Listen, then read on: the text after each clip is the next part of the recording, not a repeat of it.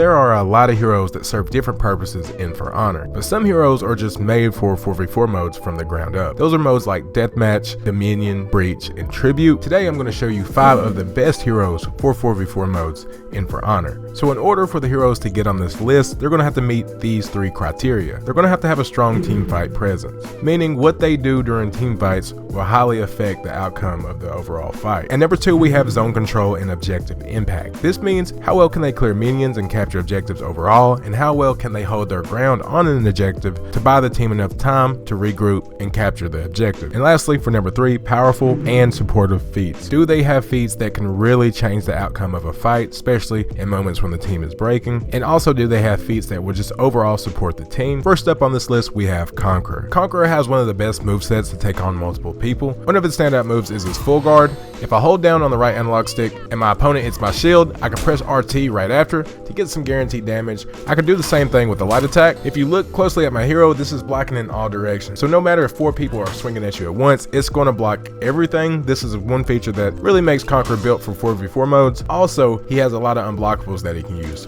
I can dodge to the side and get a bash in. Anytime I get a bash, I can get a light attack. That's a guaranteed damage.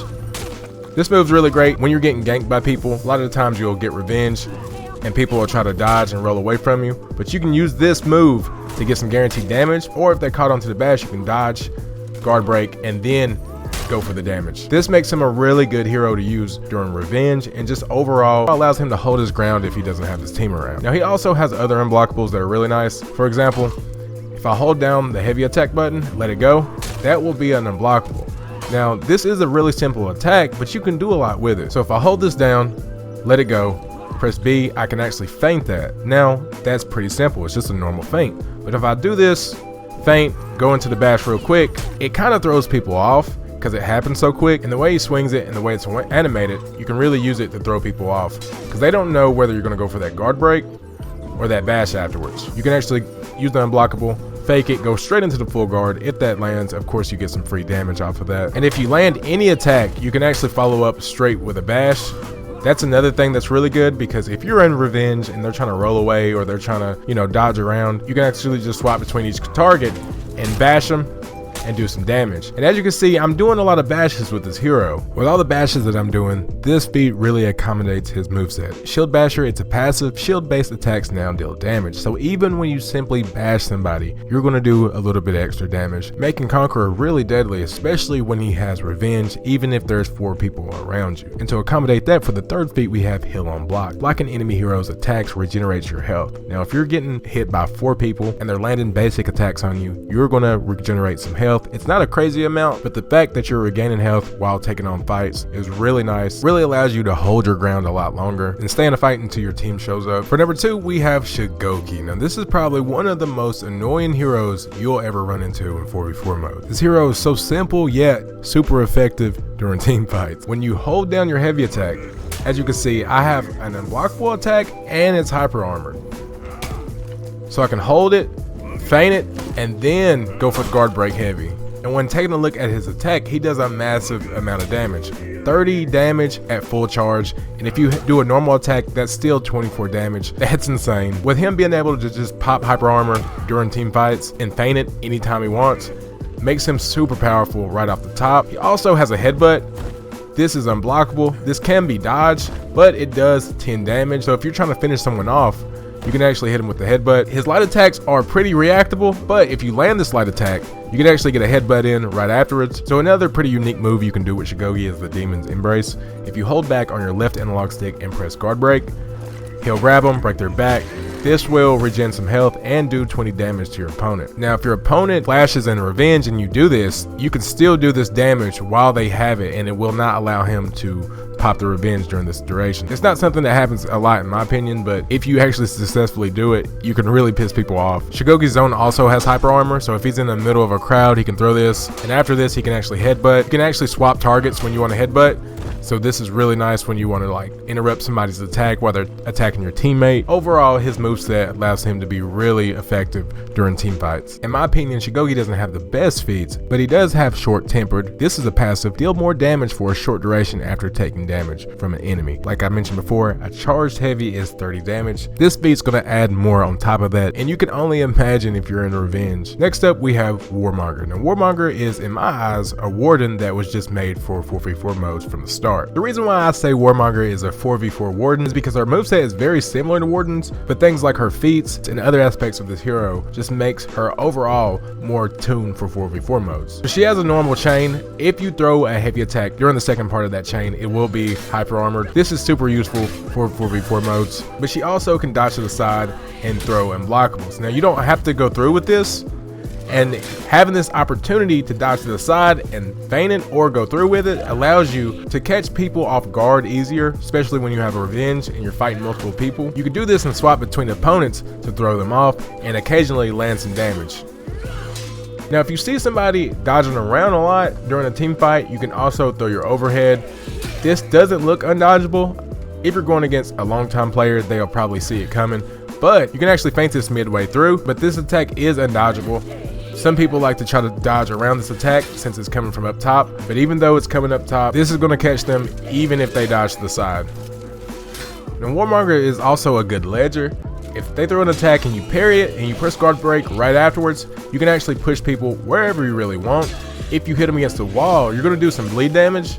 This is also really nice. This helps you stop your opponent and actually, give them time to burn through the revenge if you can break through that hyper armor. Warmonger also has a bash. You can dodge to the side and do this, or you can hold it down just like Warden and get an overhead in. You can really tell that this moveset was made with 4v4 modes in mind, but the most powerful thing that Warmonger has for 4v4 modes is her feats. This is our first feat, Corruption Blade. Next attack inflicts corruption, a power dealing damage to a target and their allies only if they stay close together. Her very first feat is already a feat that prevents the opponents from sticking together and ganking you. If the opponents stand next together, of course they're going to take some damage, and with this being the first feat, it's going to come back pretty quick. And as for our second feat, this is Elixir of Corruption. This is a passive, gain health from damage dealt to corrupted foes. Anytime that you use your Corruption Blade, you're going to gain some health from them taking damage from each other. For the third feat, we have Power of Corruption. This is another passive. Damage dealt to corrupted foes is increased. So it simply just increases the damage that is dealt from your first feat. So this is just making your first feat stronger. When it comes to 4v4 modes, they went crazy with this hero. And lastly, we have Corruption Blast. Corrupt nearby foes. Corruption deals damage to a target and their allies only if they stay close together. This is simply just a blast that goes around you and you can corrupt everybody around. So if you're getting ganked by 4 people, you throw this down. If they stand near each other, they're going to take a lot of damage, and because of the Elixir of Corruption, you're going to gain health from all that damage taken. This makes her a crazy hero for 4v4 modes, especially when there's multiple Warmongers on one team, because somebody's going to constantly have that corruption. Next up, we have Warlord. Now, Warlord is a hero that I also believe that it is simply made for 4v4 modes. Now, first off, his feats aren't the best in my opinion. They do accommodate his moveset, but he does have a feat that is pretty unique. It's auto revive. If you're not executed, you can actually come back to life. That's his fourth feat. This would be useful in modes like Breach, things like that, when you want to come back to life, maybe capture an objective or defend an objective. With him being labeled as an harasser, you can already assume that he has a bash. So if I dodge forward and guard break, I can get a bash in. This allows me to get a guaranteed light attack. Now, if you do this with a heavy attack, it will not be guaranteed, of course, but one of the more important things that Warlord has is his full guard. Similar to Conqueror, if anyone hits the shield, he can actually do a counter. The light attack's guaranteed, but the heavy isn't. This is really useful when you're fighting 4 people. And overall, he has really simple heavy attacks that give him hyper armor. This is really useful in 4v4 modes. If you throw a zone attack, it's actually undodgeable. This can sometimes catch people off guard. As you can see, his heavy attack is really long and drawn out. You can feint this, go into a headbutt, get some damage in, or just simply feint the headbutt and then get a guard break. If you get a guard break in, you will have an opportunity to take your opponent wherever you want. This hero is actually really good for legend people. As you can see, if I grab somebody, I can push them a good distance. So this gives you a great opportunity to ledge somebody. With this moveset, he has high defense and good offensive capabilities, making him a great hero for 4v4 modes. And lastly on this list, we have Jiang Jun. Now, Jiang Jun is a long-range stamina regenerator. He has some pretty unique abilities in his moveset. The thing with Jiang Jun is that he has wide sweeping attacks. As you can see, if I throw my heavy, it has hyper armor, but it's also a really wide attack. If you're fighting multiple people, there's a good chance you may hit him. With this attack, he does a good amount of damage, doing 24 damage with a normal heavy attack, and he also does 12 damage with a normal light attack. But when it comes to his other abilities, he has a lot of moves that allow him to evade people. For example, he has his dodge heavy. It's really long and drawn out. It gives you plenty of time to feint it, put pressure on your opponent, and during this attack you can actually swap back to the other end by pressing a light attack. This is just a simple soft feint. He can also throw unblockables by ending his second attack with a heavy, and he also has a bash to allow you to break up your opponent's defense. You simply dodge forward, press guard break. This will guarantee a light attack. As you can see, I'm burning through a lot of stamina here, and if I go into this pose, it'll come back really quick. That's why he's labeled as a stamina regenerator, because he can regenerate his stamina really quick. This move does have some dodge capability. You gotta time it just right. It's not as easy to do as the hidden stance, but if you time it right, you can actually dodge with this, and from this you can actually go into a zone. This will be unblockable. So if you time this right, get good with it, you can follow up with unblockable and then follow up with another unblockable after that.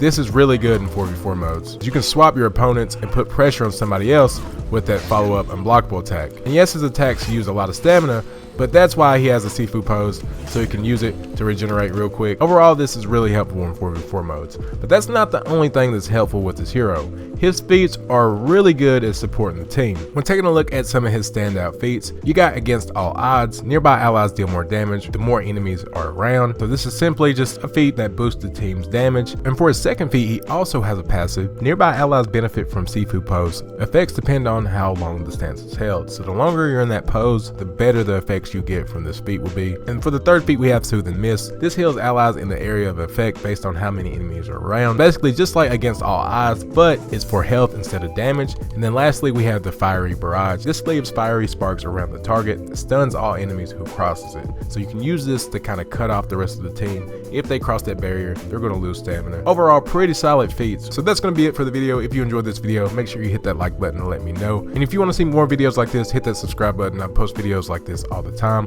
With all that being said, I'll see you all in the next video.